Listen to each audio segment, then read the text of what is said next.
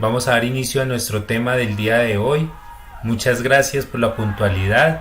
Muchas gracias a las personas que están ya conectados. Un saludo de los diferentes países, desde las diferentes ciudades que nos están saludando.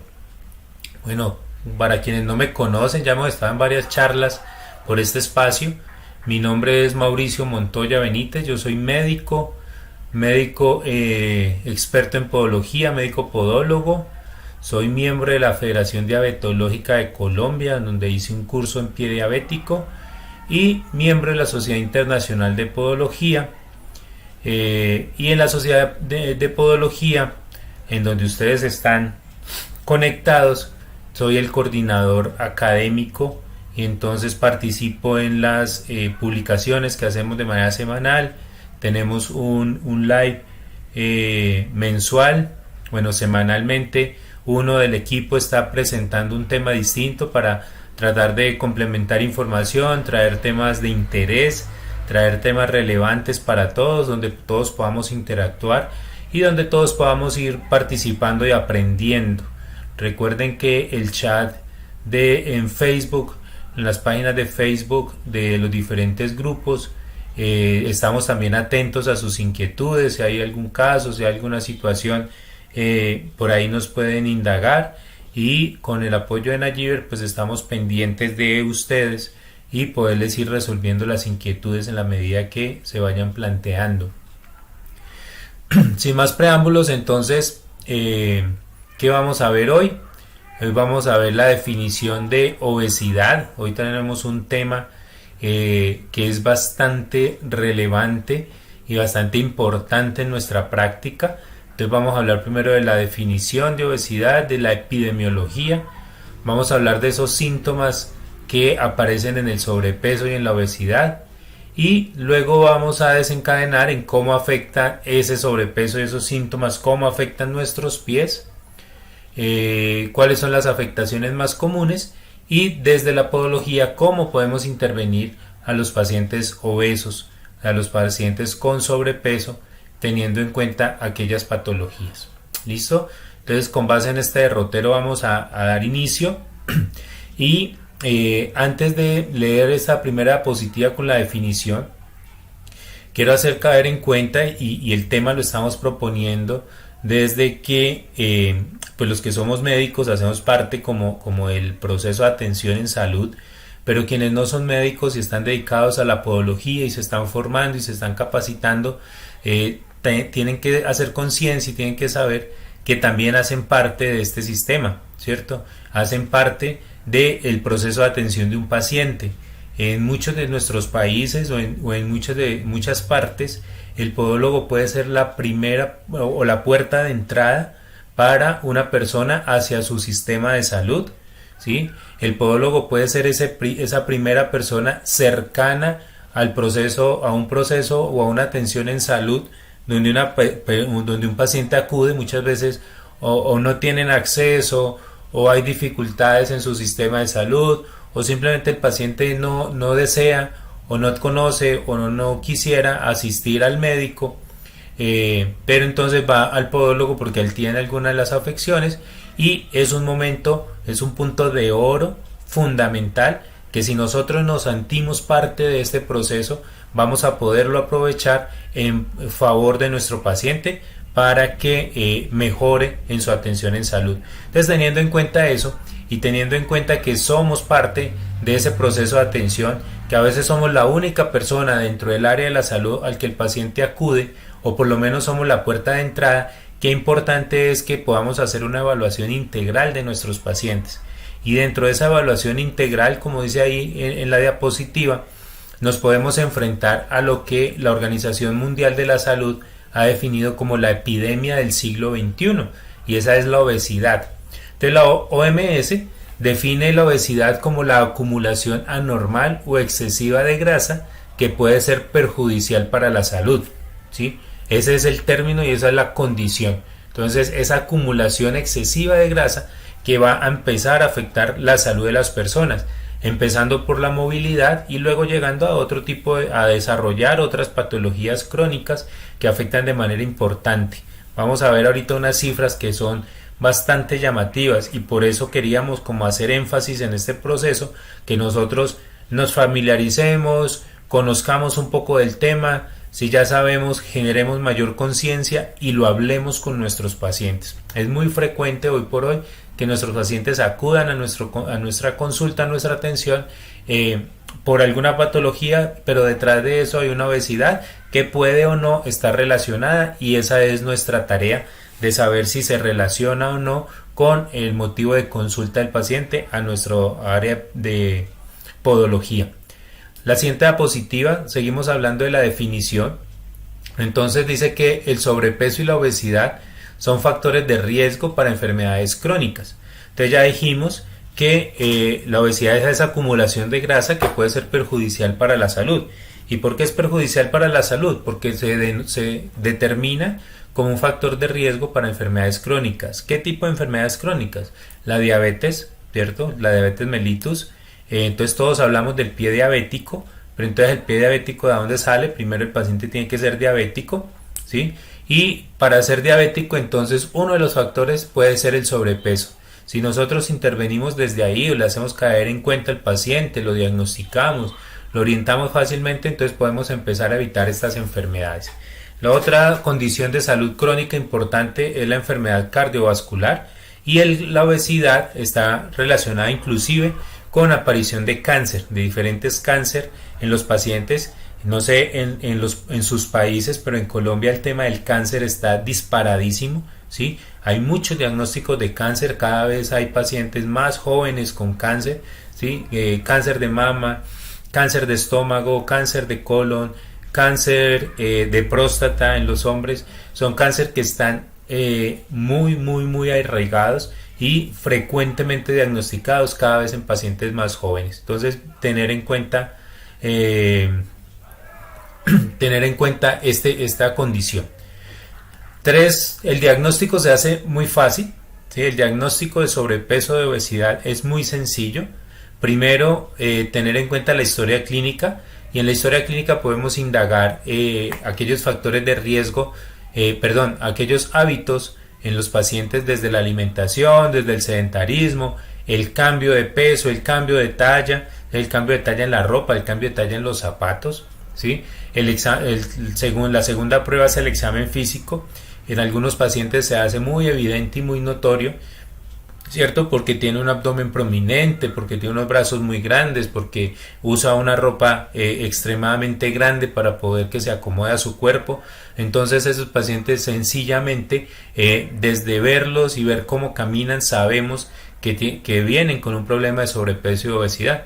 Pero muchos de los pacientes, o de nosotros que estamos aquí sentados, yo que estoy aquí conversando con ustedes, y ustedes que están allá al otro lado escuchándome, pueden tener un índice de masa corporal. Eso traduce el IMC, es el índice de masa corporal, un índice de masa corporal elevado, ¿sí? Que los diagnostica con sobrepeso o con obesidad, y que todavía no lo saben, ¿sí? Porque a veces somos gruesitos, pero pues no nos vemos con un abdomen prominente, o la ropa no nos queda muy ajustada, entonces pensamos que no tenemos problemas.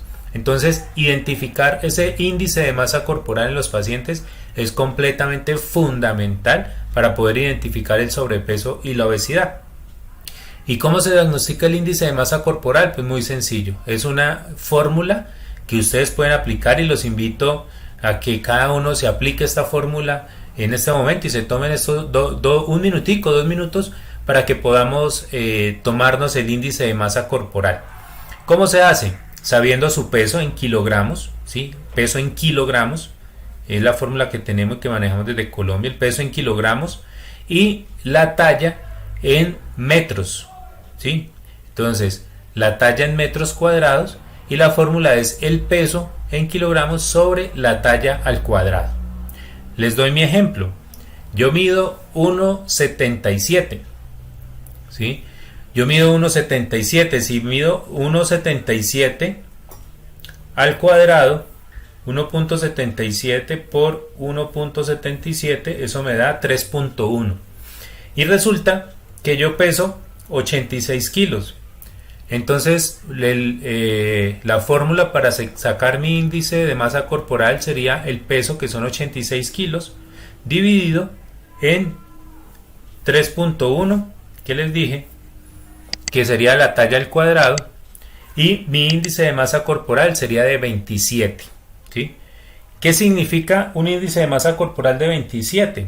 Pues resulta que yo estoy en una condición, de acuerdo al índice de masa corporal, de sobrepeso, ¿sí? ¿Cuál es el índice de masa corporal normal? Es entre 18.5, al hacer la fórmula de la que estamos hablando, le da un valor entre 18.5 y 24.9 puntos.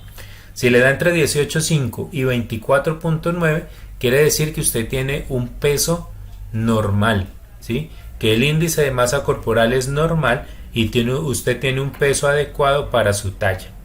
Si nos da entre 25 y 30, tenemos un sobrepeso, como es el caso mío, ¿sí? Me da un índice de masa corporal de 27.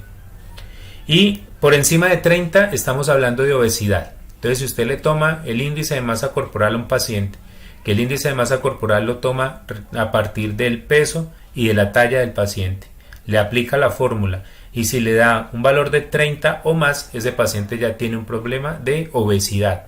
Y la obesidad se categoriza en obesidad grado 1, grado 2, grado 3 y grado 4, dependiendo del valor del índice de masa corporal.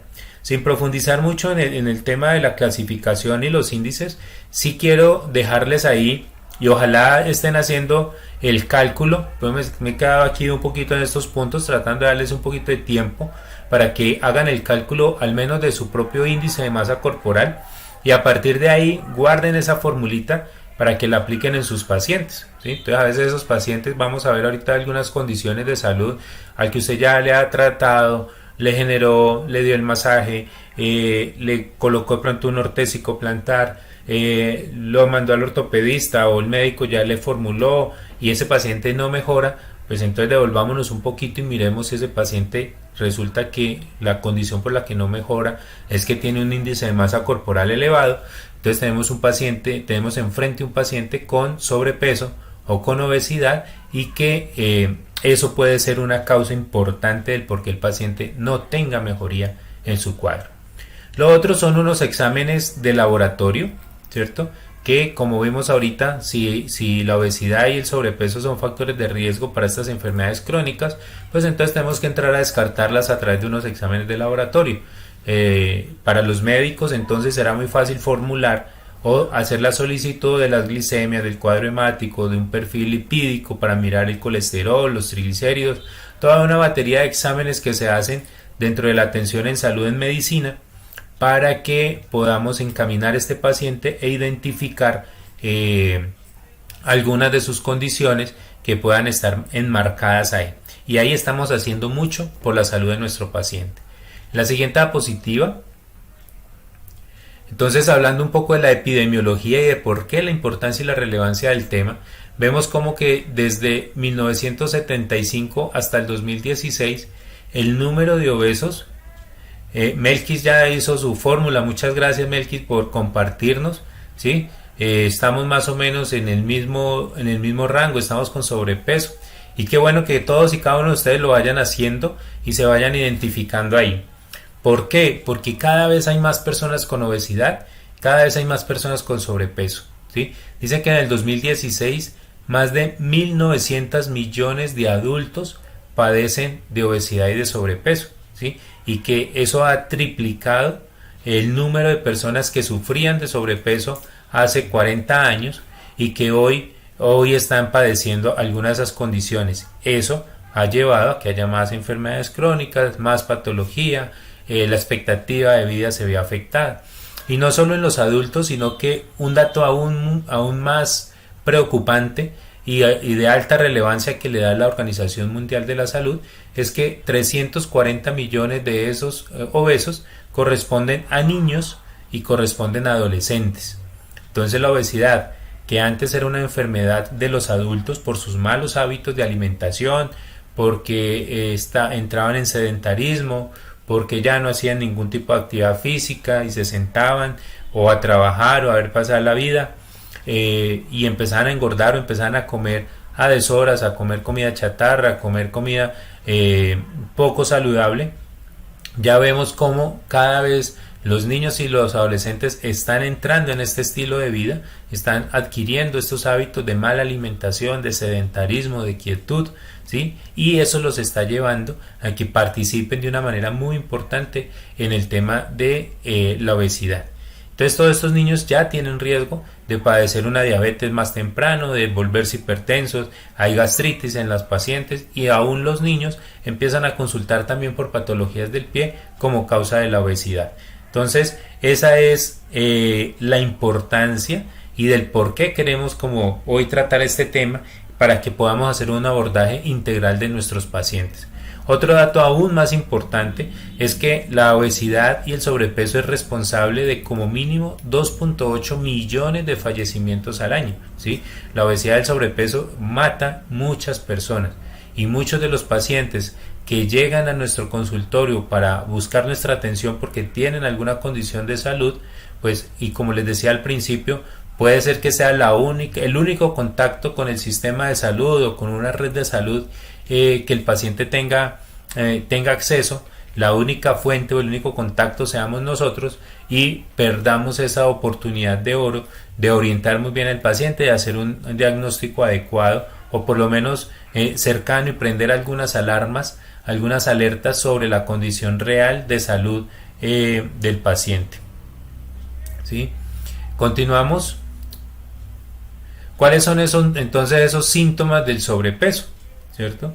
Entonces, muy evidente, ¿cierto? Muy claro está el tema del aumento de peso, ¿sí? Cuando las personas aumentan de peso, empiezan a cambiar de talla, ¿sí? Empiezan a utilizar ropa cada vez más grande, ¿sí? Pero esto, y se ven más voluminosos cada vez, pero esto va relacionado con muchas otras cosas, ¿como cuáles? Como el cansancio y la fatiga, por ejemplo, ¿sí? Cada vez las personas, en la medida que van aumentando de peso, va llegando ese sobrepeso, cada vez tienen menos resistencia entre la actividad física, tienen mayor cansancio, se fatigan fácilmente, con menos actividad tienen mayor agitación, ¿sí?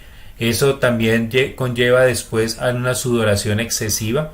Esa sudoración excesiva no solo incomoda en la ropa, en la cara, en los bigotes, sino que los pies empiezan a sudar más, ¿cierto? Empiezan a sudar más, entonces empiezan a generar mayor humedad, ¿cierto? Y esa humedad que es difícil de controlar, entonces la persona ha aumentado de peso, ha perdido elasticidad, entonces les es más difícil secarse los pies y vemos cómo ahí se van ligando cada uno de esos síntomas los unos con los otros para hacer todo un complejo de síntomas y de condiciones que van afectando y van minando desde diferentes partes la salud de los pacientes. Y finalmente llegan unos problemas circulatorios, entonces también por lo mismo, entonces el aumento de peso, el cansancio, la sudoración, la sangre no retorna adecuadamente, entonces empiezan a aparecer problemas de circulación, empiezan a aparecer varices hacia los miembros inferiores. La siguiente diapositiva. Aparecen además problemas en los huesos, inclusive a llegar a fracturas en algunos pacientes, ¿sí? Por traumatismos muy leves pueden empezar a fracturarse porque los huesos no estaban preparados para ese cambio de peso y están soportando una carga excesiva. Luego aparecen los temas de dificultad para dormir. Entonces si no dormimos porque además hay una mala circulación y nuestros huesos están afectados y se están agotando y tenemos mayor cansancio y tenemos más somnolencia durante el día para las actividades regulares, entonces todo esto empieza a minar de una manera bastante grande y compleja la salud de todos nuestros pacientes. Aparece esa dificultad para dormir, va generando otras condiciones de salud, va generando otros problemas de salud, aparece la apnea del sueño, aparece el ronquido, eso va generando afectación aún en el sistema neurológico. Luego aparecen otros síntomas como el edema o la hinchazón de los miembros inferiores y las varices, ligadas también a los problemas circulatorios de los que hablábamos en la diapositiva anterior. Este edema o esta hinchazón y estas varices que aparecen en los miembros inferiores van generando una afectación importante no solo de los huesos, que ya lo nombramos, no solo de la circulación que ya la nombramos, sino también hacia las partes blandas, ¿cierto? Hacia los tejidos blandos de los pies que los van exponiendo cada vez más. Esto va generando que entonces el calzado se vuelva inadecuado, entonces los pacientes ya no usan zapatos, va afectando aún su marcha, ¿cierto? La manera de caminar, el apoyo se va alterando. Cada una de las fases de la marcha se va generando alteraciones y dificultades que van a la postre a generar algunos problemas de salud en nuestros pies, que es lo que que por lo que el paciente finalmente llega a nuestra consulta, pero para poder ver los pies necesitamos conocer a nuestro paciente. Entonces, en la siguiente diapositiva vemos cómo se afectan entonces nuestros pies en todo este contexto, entendiendo que desde la parte epidemiológica tenemos un problema de salud bastante grave que ha crecido a unos números exorbitantes en los últimos años, que cada vez más población tiene sobrepeso. Aquí ya diagnosticamos a 2 personas con sobrepeso de los que les compartimos la fórmula que nos dio. Por ahí hay otra compañera y yo tenemos un poco de sobrepeso, ¿sí? Todas estas condiciones, cómo empiezan a afectarnos y cómo van llegando. Entonces quise dividirlo de acuerdo a la estructura del pie, de cómo afectan nuestros pies, y empecemos hablando entonces por el antepié. Y la obesidad y el sobrepeso, cómo afecta nuestra parte anterior del pie o el antepié. Entonces aparece un motivo de consulta muy frecuente, que es el tema de las metatarsalgias, ¿cierto? Ese dolor que aparece sobre la base de los dedos, sobre las cabezas metatarsales, que van generando durezas y callosidades, que van generando cansancio. Entonces los pacientes lo pueden manifestar como un dolor sordo, lo pueden manifestar como una sensación de ardor, lo pueden manifestar como un entumecimiento, lo pueden manifestar como unos pinchazos en esa zona del pie, como el cansancio, ¿sí? Como agotamiento sobre esa zona, que es muy molesto, que es limitante y que afecta la vida diaria de los pacientes. El tema de las uñas encarnadas empieza a hacerse frecuente en los pacientes diabéticos, porque ya dijimos que hay problemas circulatorios, que ya dijimos que aparecen varices, que se edematizan o que se hinchan los pies, y esto genera una alteración entre los tejidos blandos y las uñas. Entonces, cuando se pierde esa relación de la piel con las uñas, aparece más frecuentemente el tema de las uñas encarnadas, y los pacientes nos dicen: yo nunca sufrí de uñas encarnadas, pero hace unos meses para acá vengo teniendo este problema de las uñas encarnadas. Pues podemos operarlo, podemos sacarle, hacer una espiculectomía, hacerle la matricectomía, hacérsela con fenol, pero si ese paciente no intervenimos los otros factores, pues entonces las uñas encarnadas van a poder volver a aparecer y se van a generar, porque es una condición que termina siendo desde la biomecánica y desde la estructura general del cuerpo del paciente. Lo otro que ya habíamos nombrado en parte es el tema de la sudoración excesiva en el antepié, que en el antepié tenemos además las zonas interdigitales, ¿cierto? Y tenemos las zonas alrededor de las uñas, que si tenemos esas zonas con humedad, pues entonces todos sabemos que esas zonas con humedad son preponderantes para o facilitadoras para que se desarrollen diferentes patologías. La principal de ellas, las infecciones por hongos, ¿cierto? Puede ser la infección por hongos en la piel o infección por hongos en las uñas de los pies. ¿Listo? Entonces el antepié aquí lo vamos estructurando, y cómo afecta el sobrepeso y la obesidad en nuestra parte anterior del pie. Pues aquí ya tenemos unas condiciones que sé que todos estarán de acuerdo conmigo de que estas 4 cosas que estamos planteando aquí son motivos de consulta bastante frecuentes. Cada uno de ellos pudiera ser un motivo de conferencia a través de estos medios, pero hoy estamos resumiendo y contextualizándolo en el marco del sobrepeso y la obesidad. En la siguiente diapositiva entonces vamos a hablar del medio pie. Y si hablábamos al principio de las metatarsalgias, aquí es muy importante reconocer el tema de la fascitis plantar, ¿sí? Hablar también de la parte también de las durezas, las callosidades y la caída del arco plantar, formando de entrada lo que pudiera parecerse un pie plano, ¿cierto?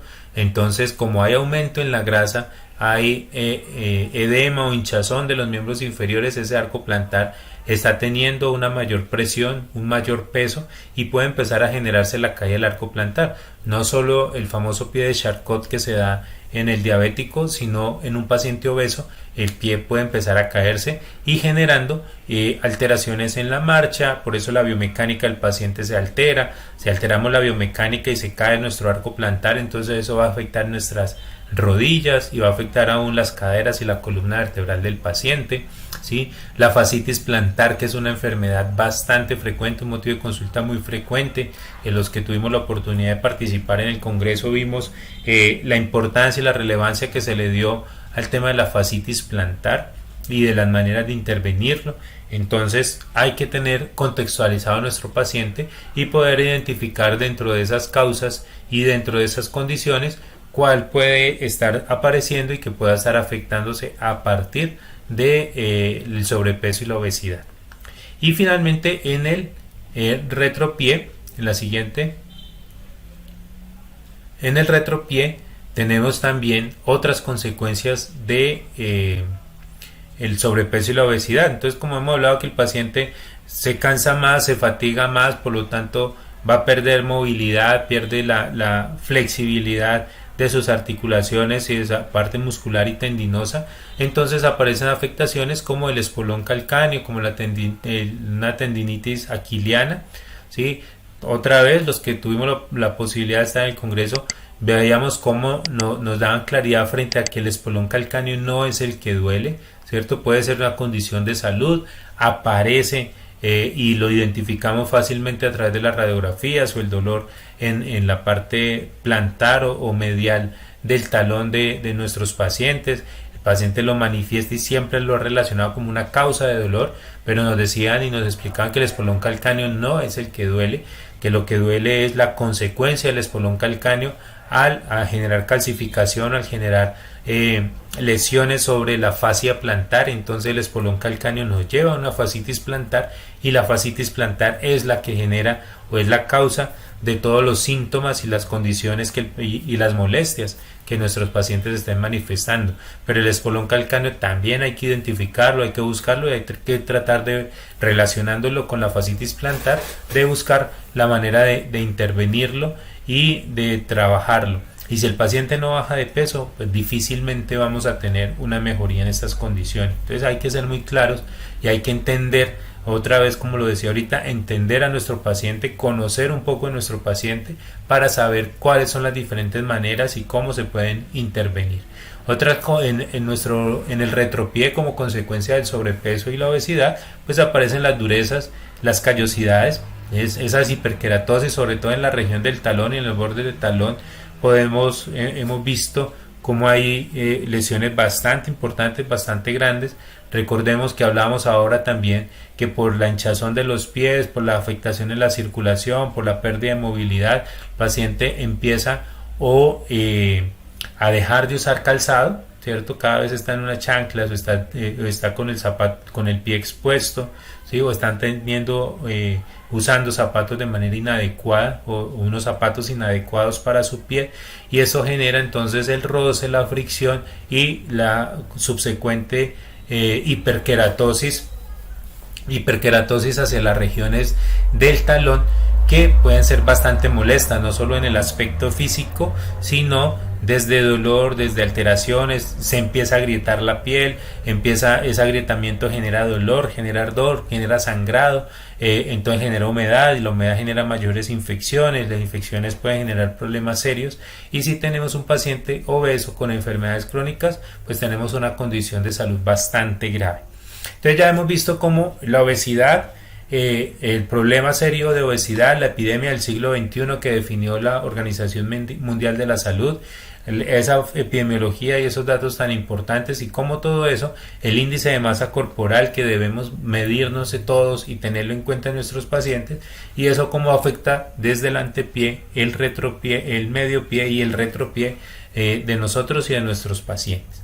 Entonces, ¿qué hacemos con ellos? ¿Qué vamos a hacer con nuestro paciente obeso que tiene alguna de estas condiciones o alguna de estas patologías?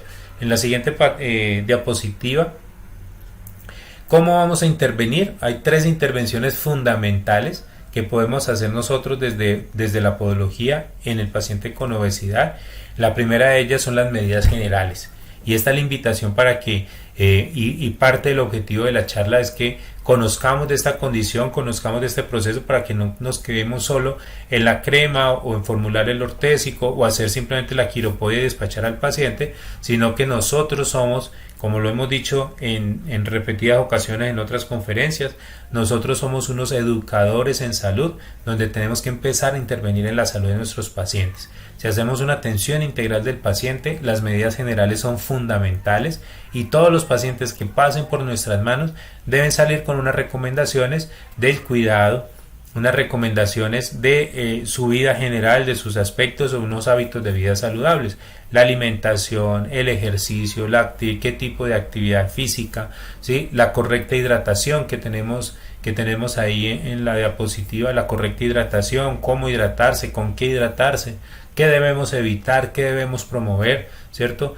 Promover el consumo de agua, 1 o 2 litros de agua al día, evitar el consumo de azúcares, de bebidas azucaradas, gaseosas, sodas, todo este tipo de bebidas que generan mayor adicción por el alto nivel de azúcar que ellas contienen, ¿sí? El consumo de verduras, las verdes o un colorido en nuestros platos, ¿sí? Pero las verduras verdes nos ayudan con la desinflamación del cuerpo, la alimentación adecuada nos ayuda para que nuestro cuerpo empiece a desinflamarse, mejore la circulación, evite la hinchazón en los pies y eso nos va a ayudar con nuestros pacientes. Y definitivamente algo que sí tenemos un poquito más desde nuestro resorte es el tema del calzado adecuado. ¿Qué tipo de zapato? ¿Cuál es el número? ¿Cómo debe evaluarlo el paciente? ¿En qué momento comprar el zapato? ¿Qué tipo de zapato comprar de acuerdo a su pie? Todas estas son las condiciones que nosotros desde nuestro gabinete, desde nuestro consultorio, tenemos que empezar a intervenir en los pacientes y educarlos frente a este propósito para que no solo trabajemos, intervengamos sobre cada una de esas condiciones de salud que son la consecuencia reflejada en nuestro pie, sino que podamos empezar a controlar la causa, que en muchos de los casos la causa de la condición por la cual el paciente está consultando se llama obesidad o sobrepeso.